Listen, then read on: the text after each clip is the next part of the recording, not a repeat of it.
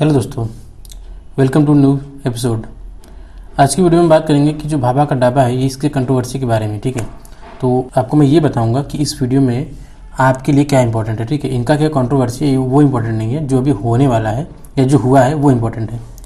तो इसमें एक शॉर्ट में बता देता हूँ कि 7 नवंबर को, ठीक है, 7 नवंबर को गौरव वसन ने, ये ठीक है, ये गौरव वसन है, इन्होंने अपने यूट्यूब चैनल स्वाद ऑफिशियल पे, ठीक है, स्वाद ऑफिशियल पे एक वीडियो डाला था इन दो बुजुर्ग व्यक्तियों की, ठीक है, दंपतियों की, जो कि खाना बना रहे थे और ये बुजुर्ग आदमी रो रहे थे कि इनकी खाना बिक्री नहीं हो रही थी।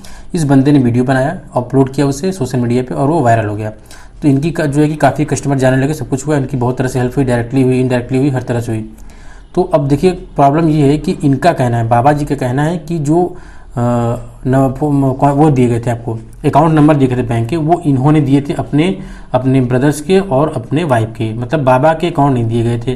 तो जब इनसे पूछा गया क्यों दिए, मतलब आपने अपने दिए, तो इन्होंने बोला कि मैंने इसलिए अपने दिए क्योंकि बाबा का अकाउंट फ्रीज था। ठीक है, बाबा जी का आरोप ये है कि जो गौरव वसन है उन्होंने मेरे साथ फ्रॉड किया है। फ्रॉड इस तरह का है, इनका आरोप है कि लगभग 20 लाख रुपए, ठीक है, मैं ये अपने से नहीं बता रहा हूँ, बाबा जी ने कहा है एक इंटरव्यू में कि 20 लाख रुपए लगभग गौरव वसन जी के अकाउंट में आए, इनके वाइफ और इनके ब्रदर के अकाउंट में मिला करके 20 लाख आए और इन्होंने मुझे 2 लाख और समथिंग दिए हैं। ठीक है, बाबा का कहना है, बाकी का 18 लाख कैश इन्होंने नहीं दिया है। ठीक है, तो यही इनका आरोप है। तो इन्होंने क्या किया कि एक FIR करवा दी, ठीक है, FIR करवा दी दिल्ली के एक पुलिस थाने में। ठीक है, दिल्ली के पुलिस थाने में इन्होंने, बाबा जी ने FIR कराई इनके खिलाफ, यानी कि गौरव वसन के खिलाफ, कि इन्होंने फ्रॉड किया है इनके साथ। ठीक है, तो अब इसमें आपको जानने लायक मामला क्या है। ठीक है, तो देखिए पुलिस ने अभी आज जो है कि गौरव वसन के खिलाफ 420 धारा की जो क्या की FIR दर्ज की है। ठीक है, FIR फाइल की है।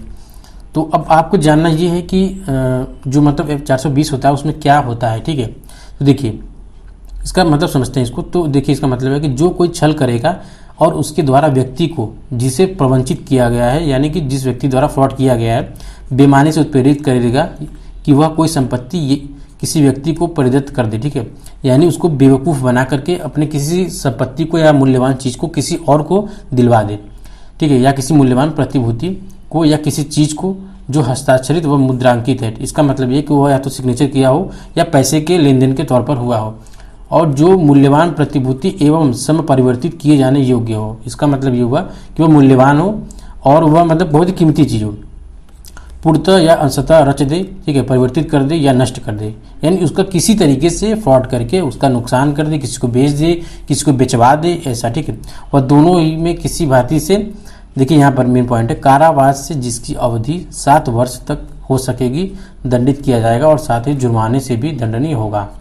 इसका मतलब देखिए ये है कि 420 का मतलब यहाँ पर ये होगा कि अगर गौरव वसन के ऊपर, ठीक है, 420 लगा हुआ है, तो अगर जो आपका जांच होगा उसमें आरोप सिद्ध हो जाता है तो उनके ऊपर 7 साल की सज़ा होगी उन्हें। ठीक है, और इसके अलावा इन्हें जुर्माना भी लगाया जाएगा।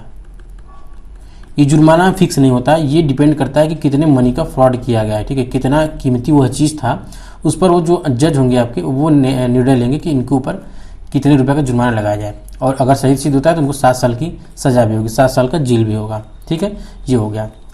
अब चलते हैं कि IPC की धारा 420 में जमानत की प्रावधान क्या है। ठीक है, जमानत, इसमें जमानत भी होता है। ठीक है, तो देखिए जब भी किसी व्यक्ति को IPC की धारा 420 के अंतर्गत गिरफ्तार किया जाता है तो वह सत्र न्यायालय में अग्रिम जमानत के लिए आवेदन कर सकता है। ठीक है, न्यायाधीश द्वारा स्वीकृति प्रदान करने के बाद ही अभियुक्त को जमानत प्रदान कर दी जाती है। आप ये जान लें कि अभी तक जमानत के लिए कोई निर्धारित प्रक्रिया नहीं है, यह आरोपी की गंभीरता पर निर्भर करता है। इसका मतलब ये कि मान लीजिए आपको 7 साल की सज़ा हो भी गई या आपके ऊपर आरोप सिद्ध हो जाते हैं, फिर भी आपका प्रक्रिया चल रहा है, तो आपके ऊपर अगर 420 लगा हुआ है तो आप चाहें तो किसी भी मतलब न्यायालय में, सत्र न्यायालय में, ठीक है, सत्र न्यायालय यहाँ पर देखिए लिखा हुआ है, सत्र न्यायालय में अग्रिम जमानत के लिए आवेदन कर सकते हैं। यानी आप आवेदन कर सकते हैं अगर आपका फ्रॉड उनकी नज़र में, जज की नज़र में उतना बड़ा नहीं हुआ, यानी बहुत ज़्यादा बड़ा नहीं है, छोटा मोटा है या ऐसा है जिसको कि बेल दी जा सकती है, तो आपको जज जो है सशर्त जमानत दे देंगे। ठीक है, इसके लिए मतलब कोई निर्धारित प्रक्रिया नहीं है, बस सशर्त जमानत वहाँ पर दे दिया जाएगा आपको। यह आरोपी की गंभीरता पर निर्भर करता है। यानी अगर मान लीजिए कि आप करोड़ 2 करोड़ में खेल रहे हैं, यानी फ्रॉड किए हैं, तब तो ये मुश्किल होता है कि आपको जमानत मिले। लेकिन अगर छोटा मोटा रकम है या कोई छोटी मोटी चीज़ है तो वो जज के मतलब उस पर निर्णय करता है कि वो किस तरह से उसको लेते हैं और कितना बड़ा आपका अपराध है। तो ये हो गया 420। अब देखिए बात यहाँ पर ये आती है कि जो गौरव वसन है और बाबा जी हैं, ठीक है। मुझे देखिए, अब मैं तो किसी का साइड नहीं लूँगा और यहाँ पर बात उनकी हो भी नहीं रही है, ये तो आपके जानकारी के लिए मैंने यूपीएससी के जो है तैयारी करते हैं उनके लिए है कि 420 का प्रावधान क्या है, तो ये था। अब देखिए कंट्रोवर्सी यहाँ थोड़ा सा एक सामाजिक में बता रहा हूँ कि अगर गौरव वसन ने कुछ गबन किया है तो ये जानते होंगे, अगर बाबा जी को ऐसा लगता है कि इन्होंने गबन किया है, पहली बात तो देखिए बाबा जी को ऐसे नहीं मालूम होगा कि इन्होंने गबन किया है, ठीक है। इनको किसी ने बताया होगा, मान लीजिए कि गौरव ने गबन किया भी है तो इनको कैसे पता कि उसके अकाउंट में कितने पैसे हैं, यानी बाबा जी को किसी ने भड़काया होगा, ठीक है। तो बाबा जी पहले आपस में ये लोग समझ लें तो ही अच्छा है, क्योंकि बाबा जी अब देखिए दुकान छोड़ के अपना कोर्ट कचहरी के और थानों के चक्कर लगा रहे हैं।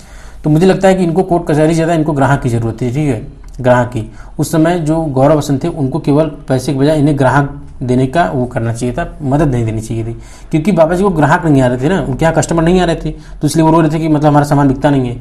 तो इनको केवल ग्राहक के लिए विनती करनी चाहिए थी, किसी की पैसे से मदद नहीं करनी चाहिए थी, क्योंकि ये अपना मेहनत से कमा रहे थे। लेकिन हालांकि गौरव ने भाई कुछ सोच के समझ के किया होगा, तो भाई कुछ हो गई दिक्कत इन लोग में, ठीक है। तो ये था वीडियो आपका। वीडियो पसंद आएगी तो लाइक कीजिएगा और अगर नए हो तो चैनल को सब्सक्राइब कीजिएगा। यूपीएससी की तैयारी अगर आप करते हैं तो हमारे चैनल को जरूर सब्सक्राइब कीजिएगा, ठीक है। मिलेंगे अगले वीडियो में, तब तक के लिए धन्यवाद।